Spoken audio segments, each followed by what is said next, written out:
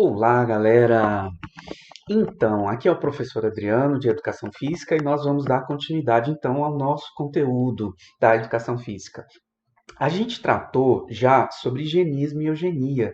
Agora a gente vai dar uma observada desses dois conceitos, mais outros dois conceitos, o militarismo e o nacionalismo, dentro de um grande evento que foi talvez o mais emblemático dos eventos esportivos do século XX, que foram os Jogos Olímpicos de Berlim em 1936. Ok? Então vamos lá. Mas para isso a gente precisa recordar o que significa esses quatro conceitos? A eugenia tem a ver com a concepção de que uma sociedade, se ela passar por melhoramentos genéticos, ela vai ficar então consequentemente mais forte, ela vai ter uma população mais saudável, inteligente, produtiva e moralmente estável. A ideia da eugenia então é controlar a hereditariedade, controlar então o nascimento, controlar a vida das pessoas, a reprodução das pessoas, partindo da concepção de que determinadas grupos ou determinados grupos de pessoas são mais fortes, né? Então esses genes mais fortes, mais inteligentes, e esses genes então poderiam ser passados para os seus descendentes, e esses descendentes então tornariam a nação mais forte e mais próspera. Já o higienismo, ele tem a ver com o controle sanitário, ele tem a ver com o ordenamento ou a imposição de padrões sociais de higiene, de comportamento, atitude, desejo. Então, ela tem a ver com essa coisa de determinar a saúde de uma população, determinar como uma população deve se comportar, como ela deve comer, o que ela deve fazer para se manter saudável, quais atividades ela deve fazer, qual é o corpo considerado saudável. A gente observa que o higienismo é uma teoria que é recorrente até os nossos dias, né? A gente observa isso nas revistas, a gente observa nas cobranças em relação aos nossos corpos, em relação àquilo que devemos comer, as práticas sexuais, né? A utilização de preservativos e tudo mais. Então, o higienismo ele está em voga, sobretudo agora na pandemia. Quando a gente observa esse controle sanitário, esse bloqueio que os países fazem para que as pessoas infectadas com o Covid não entrem, né, dentro dos seus territórios, isso está relacionado com a ideia de higienismo mesmo. Então, o higienismo ele tem essa pegada que eu acredito que a gente nunca vai deixar de tê-la. Já o nacionalismo, ele se refere a sentimentos, comportamentos, atitudes marcados por uma valorização, uma identificação, uma defesa de uma nação, né? Essa ideia de que a pessoa se sente, se identifica, congrega com a cultura, com os valores de um determinado território, e ele diz: eu faço parte do Brasil, eu sou um brasileiro. Então isso é o nacionalismo. Esse sentimento de nacionalismo, ele é uma ideologia, né? Ideologia, lembrando que ideologia tem a ver com ideias, é a ideia de que uma nação é algo dado, que o Brasil, como se o Brasil fosse algo pronto, feito. E a gente sabe que, na verdade, ser brasileiro não existe nada de estável, né, de concreto. Ser brasileiro é ser brasileiro todos os dias. A gente se constrói enquanto brasileiro, da mesma forma como que a gente se constrói na língua. Nossa língua portuguesa, ela muda, ela passa por acordos ortográficos. Então, o nacionalismo é uma ideologia. Já o militarismo, assim como o nacionalismo, é uma ideologia que prega que uma sociedade, uma população, ela vai ser melhor, mais forte, mais próspera, mais civilizada, mais ordenada, com menos problemas, né, de segurança, sobretudo, se ela for governada ou guiada por valores militares. Então, a ideologia militarista, ela está presente nos nossos dias quando a gente observa a implantação das escolas militares. Essa ideia de que seria o militarismo das escolas é que vai, então, fazer com que os alunos fiquem mais controlados, fiquem mais educados, enfim, e que sejam cidadãos, né, produtivos e que não dê problema aí para as polícias. Então, assim, essa é a ideia do militarismo. Todos esses quatro aí a gente observa dentro dos esportes e a gente vai observar dentro dos Jogos Olímpicos de 1936. A teoria higienista, lembrando a vocês, assim como o higienismo, ela estava muito forte na Europa antes, né, da Segunda Guerra Mundial. Ela era uma teoria vista como muito positiva, até porque a gente não tinha visto ainda os resultados da Segunda Guerra Mundial com o Holocausto, que foi a aplicação, né, foi a colocação em prática extremada da teoria eugenista. E ela estava presente também, tanto lá na Europa como no Brasil. O COI, o Comitê Olímpico Internacional, dizia que a eugenia era benéfica para a sociedade, para as nações, porque quando os atletas competiam entre si, os esportes tinham essa capacidade de valorizar o corpo, a saúde e valorizar sempre aquele que era mais competente, mais forte, mais rápido, mais alto, como era o lema do Comitê Olímpico Internacional. Então a eugenia era essa ferramenta que estava ali em voga na Europa e que era uma ferramenta importantíssima para esses países europeus, Alemanha, França, Inglaterra, Espanha, Portugal. Por quê? Porque a eugenia era também uma ferramenta colonizadora. Por que uma ferramenta colonizadora? Porque as colônias acreditavam que o modelo de desenvolvimento, né, o modelo de civilidade, ela era um modelo europeu. E a gente ainda continua acreditando que o modelo de civilidade é o modelo europeu.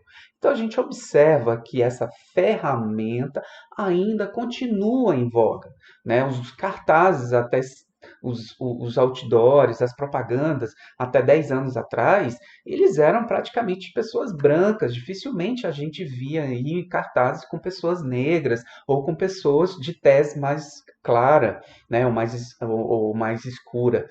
Então, essa ideia de que o branco, de que o loiro, ele é então o mais civilizado, ele é mais educado, ele tem uma genética melhor, isso é um resquício, então, da eugenia que foi aplicado na sociedade brasileira e que ainda funciona no Brasil, né? Então, a gente tem que entender que essa teoria ela não, não foi deixada de lado. E então vamos ver os primeiros passos, né, dos Jogos Olímpicos de 1936. É importante lembrar que depois da Segunda Guerra Mundial, a Alemanha saiu destroçada. A Alemanha, ela passou por um tratado chamado Tratado de Versalhes, que os especialistas vão dizer que foi muito forte, que foi muito pesado para a Alemanha.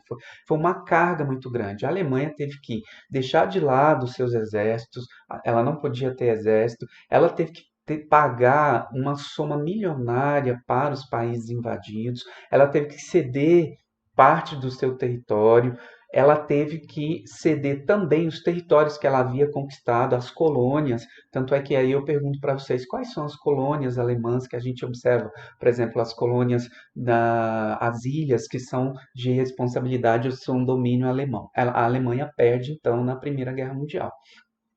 Isso causa na sociedade alemã um problema muito grande, né? Porque é um fardo muito grande. O país estava passando pela guerra e o país precisa se reconstituir, né? Ele precisava se levantar. Então, já existia ali uma agitação, uma vontade alemã, né? Um campo fértil para quando aparecesse alguém que dissesse: eu vou salvar a Alemanha, eu vou transformar a Alemanha num grande reino, num grande império que a Alemanha sempre foi. E a gente sabe muito bem o que, que isso vai dar quando o Hitler, então, ele ascende ao poder. Mas, quando a Alemanha foi escolhida para ser, ou quando Berlim foi escolhido para ser a sede dos Jogos Olímpicos, ela começa a ser escolhida ali por volta de 1930.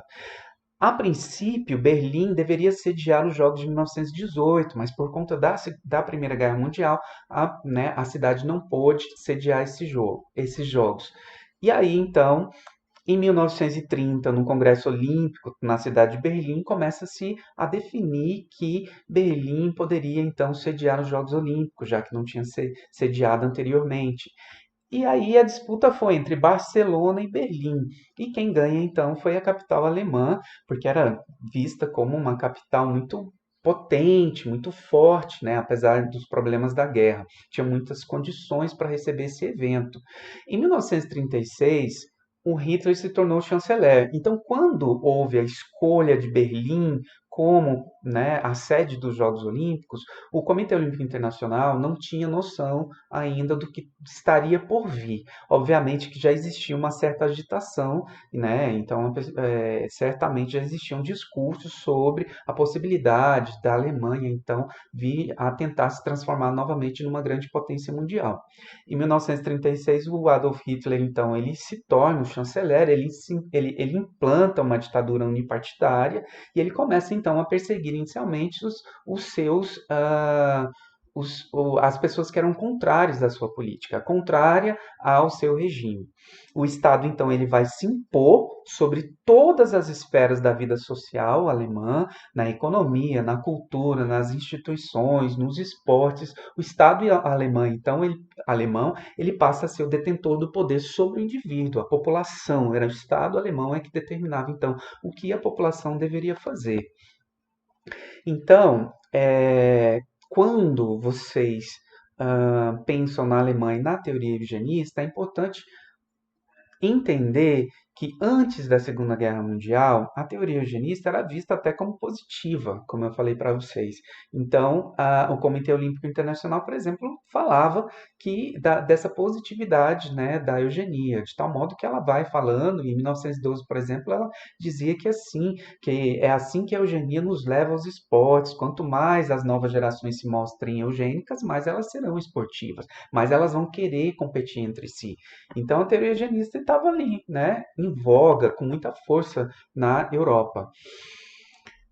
Porém, em 1933, quando começam os preparativos, né, quando a Alemanha começa a se preparar então para receber os Jogos Olímpicos, é importante compreender que Adolf Hitler, assim como o Terceiro Reich, não viam nada de positivo na questão dos esportes. Muito pelo contrário, a sociedade alemã não apoiava os esportes. Existia uma certa rixa ali entre o esporte que tinha como origem a Inglaterra, né, uma eterna, né, rival do Império Alemão, e a ginástica que havia nascido ali dentro da Alemanha, no final do século XVIII, 1793. Então existiam essas duas pedagogias corporais dentro da Alemanha nesse momento, né? Existiam pessoas que praticavam esporte, mas existia todo um poder da ginástica sobre a população alemã. Lembrando que o Estado ali era quem determinava o que as pessoas deveriam praticar. O forte na Alemanha, por exemplo, era a ginástica alemã, que vai dar que em 1896 foi utilizada para configurar a ginástica artística. Grande parte dos aparelhos que nós vemos na ginástica artística, que é dos mortais, né? Os aparelhos eles vinham então dessa ginástica alemã que nasce na Alemanha em 1793, começa a se configurar ali dentro. O governo alemão ela era crítico a essa concepção do esporte, pelo menos na teoria, né, de que o esporte era uma prática igualitária. Ele tinha uma crítica dessa ideia de que qualquer pessoa poderia praticar os esportes, que o esporte, independente da raça ou da religião, ele escolheu o melhor. Ele ia escolher aquele que tinha maior condição de ser, né, mais rápido, mais alto, mais veloz e tal. Então, né, o governo alemão era crítico com relação a isso, que ele dizia, pô, né? A gente não está aqui para valorizar aspectos individuais, a gente quer aqui que todo mundo pratique uma mesma atividade. O Hitler anunciava que ele, no lugar dos Jogos Olímpicos, ele pretendia organizar um grande festival de ginástica alemã que também deveria acontecer em 1936. Ele dizia: eu prefiro esse festival de ginástica do que um evento para consolidar ou celebrar mundialmente, né, a solidariedade humana. Hitler já estava aí mostrando as suas garras quando ele, né, dizia que não queria então receber os Jogos Olímpicos. Mas os Jogos Olímpicos eram um evento importante, porque era um evento para a propaganda do Terceiro Reich. Então, por que a Alemanha, Berlim, recebe Jogos Olímpicos? Porque os Jogos Olímpicos foram vistos como um evento internacional. Ele é um evento internacional, multiesportivo e que atraía a atenção de todo mundo, né? Então ele dizia, bom, esse evento pode ser, então, um evento para a gente fazer a propaganda e mostrar como nós somos fortes.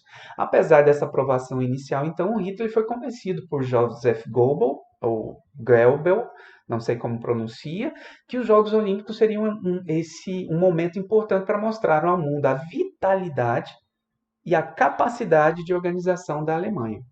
De tal modo que eles vão fazer inúmeras coisas que eu vou mostrar para vocês, como é que eles vão construindo essa máquina de propaganda a partir desse evento esportivo. O COI se mostrava preocupado. A partir de 1933, quando Adolf Hitler sobe no poder, ele começa a se mostrar preocupado. E aí a gente vai observar toda uma luta política, a gente vai observar conflitos, a gente vai observar conflitos de interesse, conflitos econômicos, a gente vai observar propagandas enganosas, fake news, inclusive, já nesse período, né, para tentar, então, convencer o Comitê Olímpico Internacional de que os eventos de 1936 eles deveriam ser realizados em Berlim. O que se viu foi, como eu falei para vocês, esse jogo político. As associações judaicas, mídia, intelectuais exigiam um boicote. Dirigentes esportivos e membros do COI alegavam que não haviam provas contra as perseguições e prisões de judeus, negros, ciganos, gays, lésbicas pelo regime nazista. No fundo, o Comitê Olímpico Internacional acreditava que os Jogos Olímpicos seriam um momento para colocar em prática aquilo que representava os antigos Jogos Olímpicos, que eram quando a Atena e Esparta, elas cessavam a guerra para que os atletas pudessem competir. E aí o Comitê Olímpico Internacional acreditava, bom, vamos fazer os Jogos Olímpicos que a gente diminui aí então essa ira, né? essa coisa, esse conflito entre os países, porque já havia se instalado, as associações judaicas elas já denunciavam que a Alemanha estava perseguindo então os judeus, e realmente isso já estava acontecendo. Por isso que eu digo que foi um jogo muito forte de propaganda, sobretudo de fake news, mas também de disputas ideológicas, políticas e econômicas. Em 1933, quando Adolf Hitler ele sobe ao poder, a primeira coisa que ele faz é perseguir então seus oponentes políticos. Ele começa a perseguir aqueles que eram seus oponentes políticos e logo depois ele implanta um decreto-lei que vai determinar que os esportes eles eram somente para os arianos. Aquela tão dita raça ariana que eu vou explicar um pouco mais à frente. Então, assim, ele excluía dessas práticas negros, ela excluía ciganos, ela excluía os judeus, essa galera que foi então perseguida por Adolf Hitler, né, ou pelo Terceiro Reich. Aí a gente tem alguns atletas que foram excluídos das competições, né? Dois judeus, que é o Eric Sillig e o Daniel Prehn, do boxe e do tênis. A Gretel Bergmann também era judia, do salto em altura. O Sinti Johan Huckelier, ele foi também, porque ele era de origem cigana. Esses atletas eles foram excluídos. E isso, claro, chegava aos ouvidos lá do Comitê Olímpico Internacional. Então, era necessário se fazer certas camuflagens. E o que foram essas camuflagens? Por exemplo, a Helene Maia era uma esgrimista judia que tinha mudado para os Estados Unidos em 1934. Em 1936, ela foi chamada então para competir para a Alemanha de Adolf Hitler. E ela ganha então a medalha de prata, é essa que está fazendo a saudação nazista, essa toda de branco, né? Ela faz essa saudação nazista e logo depois ela volta para a Alemanha. Então, assim, existe ali todo um jogo, né? Então, tipo, olha, a gente está chamando judeus para representarem a Alemanha, então vocês não podem dizer que nós temos aqui uma política antissemita. Então, era um jogo de propaganda muito forte. E as camuflagens, elas iam muito além, né? Assim, quando foi chegando próximo aos Jogos Olímpicos, eram retirados os cartazes antissemitas. Quando membros do Comitê Olímpico Internacional iam visitar oficialmente Berlim, esses cartazes também eram retirados. Jornais internacionais e revistas eram colocados na banca para dizer, olha, as pessoas estão lendo, estão tendo informações de coisas que estão acontecendo lá fora. Então a gente não está aqui como uma ditadura. As praças, os bares, restaurantes e praias, eles foram ocupados muitas vezes por figurantes que se mostravam felizes, alegres por pertencerem a uma nação, né, que estava se levantando, que estava mostrando todo o seu poder e sua capacidade de organização para se levantar após a Primeira Guerra Mundial. Então, é, inclusive em 1936 foi baixada uma lei para que os homossexuais não fossem presos, né, os homossexuais estrangeiros. Então, a gente vê isso, por exemplo, nós vimos, por exemplo, na Copa do Mundo, no Catar, né? Então, a gente observa como essa é recorrente esses movimentos políticos, né? De quando não se prende um determinado grupo, porque esse grupo é estrangeiro, porque ele está vindo por causa de uma determinada evento internacional que vai ser uma propaganda para aquele país. Os princípios da política eugenista nazista dentro, né, daquele momento da Alemanha, a partir de 1936, foram os seguintes: valores e estéticas antigas, da Grécia Antiga. Eles valorizavam esculturas, pinturas, arquitetura, música, filosofia, tudo que era relacionado aos grandes impérios, tanto ao grego, em relação à beleza, à plasticidade da sua arquitetura, assim como os romanos. Eles queriam se transformar novamente no Império, por isso eles então meio que copiavam o Império Romano. É importante dizer que o Adolf Hitler ele se dizia um grande incentivador das artes, mas a arte que ele incentivava era uma arte considerada como clássica, né? Era uma arte que, para ele, a arte moderna, essa arte que aparecia com o cubismo, né? Essas artes que vão aparecendo, essas novas escolas de arte, para ele, para a sua política, isso era coisa de degenerado. Ele não valorizava, e muito pelo contrário, ele mandou destruir todas as obras que eram, né, não eram clássicas. Vocês vão ver as estéticas da arquitetura nos vídeos que eu coloquei lá no final. Um dos vídeos eu vou mostrar assim, tipo, o que ainda restou da era nazista. Aí vocês vão ver como a arquitetura dos prédios nazistas, eles tinham toda uma dinâmica, tinham toda uma configuração, né, de limpeza, de transformar as pessoas, né, transformar os indivíduos menores do que o Estado, porque os prédios grandes representavam a instituição, né, o Estado, e aí isso ainda você consegue observar lá em Berlim.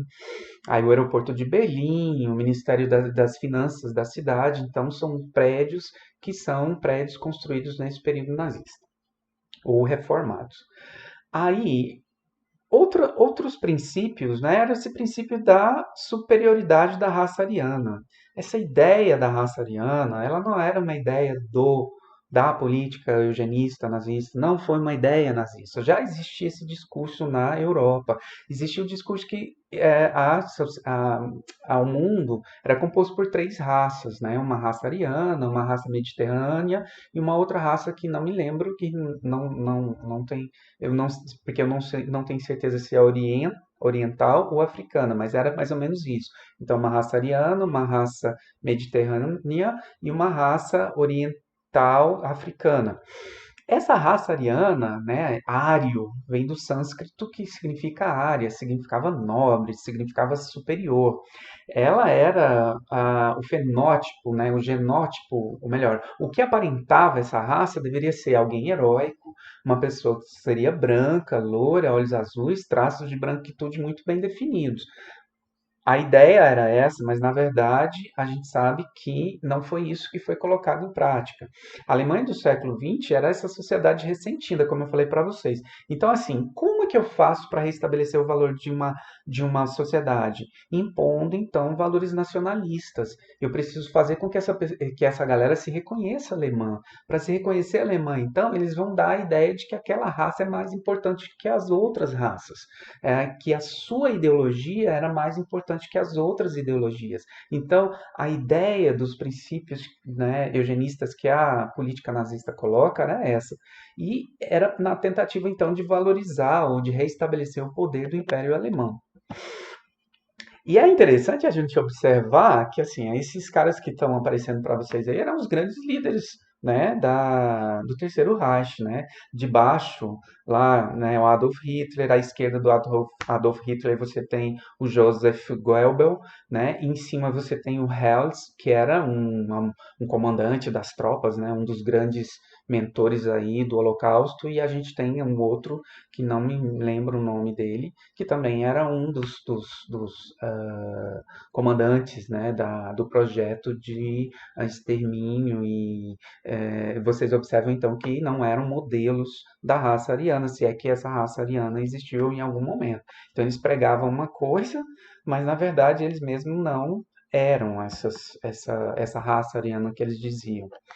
Bom, e aí a gente entra então para os Jogos de Berlim 1936. Os Jogos de Berlim 1936, eles ocorrem de 1º de agosto a 16, né, de 1936. O Hitler é que fez o discurso de abertura. Ele chega num carro, numa grande avenida, com grandes faixas, com emblemas nazistas. O estádio tinha cerca de 110 mil pessoas no estádio. Vocês observam aí a entrada da tocha. Então, assim, foi um evento enorme. Para o Comitê Olímpico Internacional foi interessante. Por quê? Porque foi o primeiro evento que o Estado dá tanto poder a uma competição internacional esportiva, a um evento do Comitê Olímpico Internacional. Enquanto os Jogos Olímpicos foram se desenrolando, o que é interessante ou triste também de se dizer, é que um campo de concentração é construído a 35 quilômetros ali de Berlim. Então, da mesma forma com que passava uma questão de solidariedade, de liberdade e tal, um campo de concentração estava sendo construído a 35 quilômetros dali, aonde o evento ele, né, ele ia se deflagrar, né, ia ter a cerimônia de abertura. Os Jogos Olímpicos de Berlim, eles incluem uma cerimônia que virou um ritual dentro do Comitê Olímpico Internacional, que foi esse ritual de acendimento da tocha na cidade de Olímpia, na Grécia, e essa corrida dos atletas, né, esse revezamento de atletas entre vários países, várias cidades, até chegar na cidade sede. Isso foi uma ideia, então, do Comitê de Organização dos Jogos Olímpicos de Berlim, 1936, e que ainda faz parte do ritual do Comitê Olímpico Internacional. Aí houve também uma promoção muito forte, né, do evento através da imprensa e do rádio, de tal modo que os Jogos Olímpicos foram os primeiros jogos a serem transmitidos pela televisão, apesar de ter sido transmitido em poucos pedaços, mas foram os primeiros, né? E a Alemanha, nesse evento, ela se consagra então como a grande campeã. Ela ultrapassa os Estados Unidos e fica em primeiro lugar no quadro de medalhas, como aquele que, né, que ganharia todas as medalhas. Algo que vinha para fortalecer a propaganda nazista de que os alemães, então, eram um povo organizado, forte, capaz de entrar em disputa contra os outros países e sair vitorioso. E se essas disputas aconteciam dentro do campo, aconteceriam também fora dele, nas guerras que, né, ou nas imposições que o Hitler faria logo depois. Em 1938, é lançado um documentário Olímpia, dirigido pela atriz Leni Riefenstahl. Eu acho que é isso, Riefenstahl. Essa ex-atriz, ela filma então os Jogos Olímpicos e isso está no YouTube. Eu deixei lá para vocês no finalzinho para que vocês possam ver esse vídeo. Ele só tem em inglês, alemão e francês, não tem ele legendado em português, tá bom? Mas dá para vocês verem então como é que era essa estética alemã, esse ideário da Alemanha, que ela tinha essa coisa esse ideário estético, e você consegue observar como era eugenista, né? Só mulheres brancas, homens brancos, corpos magros e tal, que fazem parte desse documentário, pelo menos no início, na abertura do documentário. Tá bom? E essa nova política de eugenia, ela vai para todos os momentos dentro da nossa vida. Por exemplo, quando ocorre os Jogos Olímpicos, existia uma disputa de 1936, existia uma disputa muito forte entre os países, né? Existia ali um medo já de invasão, né? Existia uma disputa para impor quem era o mais forte. Lembrando que o 1936 foram os primeiros jogos, os primeiros eventos nos quais se utiliza politicamente um evento esportivo para se fazer propaganda. Foi a primeira vez que o COI entra em contato com isso. Claro que nos outros tinham propaganda, mas foi a primeira vez que o Estado ele paga, né? Ele patrocina um evento para fazer propaganda de si e da sua ideologia, que foram então os Jogos de 1936. Então, assim, existia uma disputa muito forte. Olha, a União Soviética não participava dos Jogos Olímpicos, não participaram dos Jogos Olímpicos de 1936, ela só vai participar em 1952, mas ela já existia. A Rússia, sobretudo, a Rússia não participa. E aí o que que acontece? O medo, o medo era comunismo, socialismo, capitalismo, existiam essas ideologias ali, né, que causavam medo na população, como a gente tem visto nas discussões aqui no Brasil. Tudo é comunismo, tudo que vem do comunismo é ruim e assim por diante. Mas o que a gente precisa entender é que nos Jogos Olímpicos de 1936, a ideia de comunismo, socialismo era uma ideia ainda muito, era uma ideia que estava sendo semeada com medo, inclusive, de tal modo que assim existia um medo ali dentro daquele evento de que aquele país que fosse o campeão ele fizesse propaganda da sua ideologia, como foi o caso da Alemanha que foi campeã, né? E para fazer propaganda tinha que ganhar muita medalha. Né? E essas medalhas iam ser ganhadas por quem? Tanto por homens quanto por mulheres. As mulheres foram aceitas oficialmente nos Jogos Olímpicos em 1928 em Amsterdã. Então teve Jogos de 1928, 1932 em Los Angeles e 1936 em Berlim. Mas em Berlim configurou-se esse medo de que homens poderiam estar competindo no lugar de mulheres. E aí eles ganhariam medalhas e isso faria propaganda então para as suas ideologias. Foi quando então a gente observa, né, a emergência, quando aparece o discurso de que, olha, a gente vai ter então que fazer testes nessas mulheres para verificar se são homens ou se não são, se são mulheres de verdade. E aí algumas mulheres, essas duas atletas do lado direito, por exemplo, elas tiveram que passar por exame de verificação do sexo, para verificar se a genitália delas era uma genitália de mulheres. E isso foi o início né, foi o pontapé de uma política que vem até os nossos dias, sobretudo com as políticas de elegibilidade, que a gente tem visto aí a, a Caster Semenya, que é uma atleta sul-africana que foi impedida de continuar participando das competições internacionais, porque é uma mulher intersexo, o corpo dela produzia testosterona mais do que é considerado normal, produz mais do que é considerado normal, e se ela quisesse então competir, ela deveria tomar um remédio para diminuir o nível de testosterona. Isso é uma política eugenista, e uma política eugenista ainda dentro dos esportes. Mas essa política de elegibilidade a gente vai observar em outras aulas. Então, recapitulando, a gente observa tanto a eugenia, o higienismo, o militarismo e o nacionalismo dentro dos Jogos Olímpicos de 1936. A eugenia como essa coisa que já estava impregnada tanto nas instituições esportivas, do mais forte vencer o mais fraco, e o mais forte ser o modelo de uma determinada população, né? O atleta que ganha uma medalha de ouro, ele passa a ser o modelo daquela modalidade ali. Mas naquele período ele era quase que um modelo de sociedade, um modelo de nação, um modelo de alemão eram os atletas que ganhavam essas medalhas olímpicas, ok? Então, essa política eugenista, ela já estava ali. A política higienista, ela já estava em voga e sempre esteve em voga dentro do esporte, que era essa coisa do cuidado com o corpo. Então, essa ideia de que o corpo forte, que o corpo musculoso, de que o corpo bem cuidado é o corpo que vai produzir mais.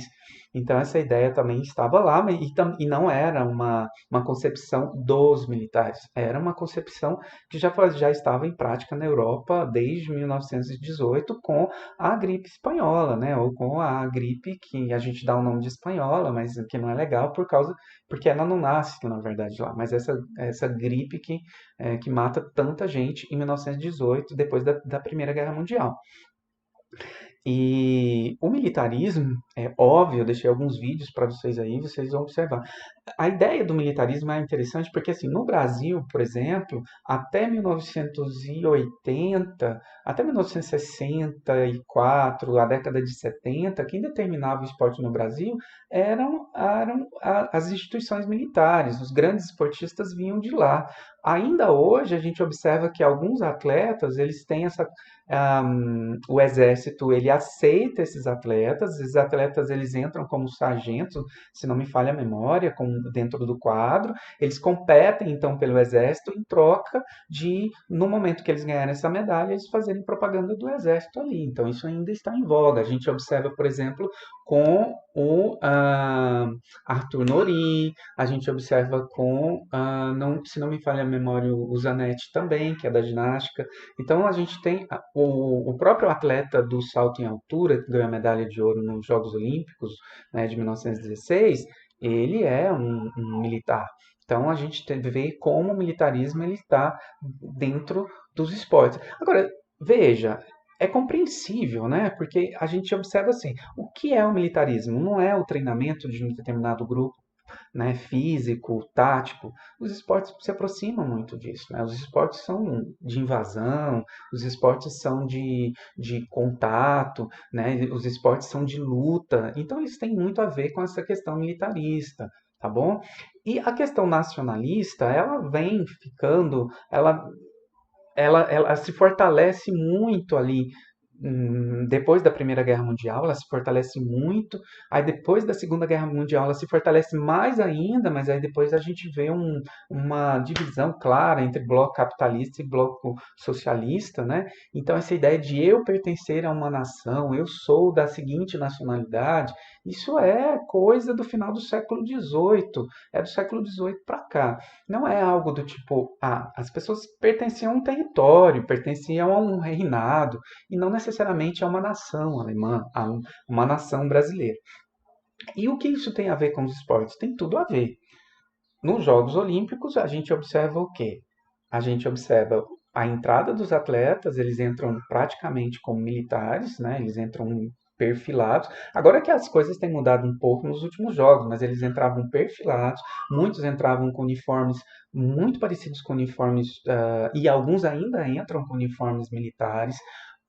Você vê, por exemplo, a questão do nacionalismo também na entrada dos atletas, né? Você vê o cantar o hino, você vê primeiro, segundo, terceiro lugar, e aí você vê as bandeiras ali, primeiro, segundo, terceiro lugar, e tudo isso então reforça esses quatro conceitos que eu apresentei para vocês e que a gente vai continuar discutindo, mas a gente vai discutir a partir de uma outra perspectiva nas outras aulas. Aí, por fim, eu estou deixando para vocês alguns, algumas dicas de links para agregar conhecimentos que vocês podem entrar em contato e depois a gente continua com outras perspectivas, ok? Eu agradeço demais a participação de vocês, peço perdão porque possivelmente o áudio ficou grande, é a primeira vez que eu estou montando esses slides e a gente vai se ver pessoalmente dentro do IF o ano que vem, ok? Muito obrigado e eu espero que vocês tenham aprendido alguma coisa com esse vídeo. Tchau!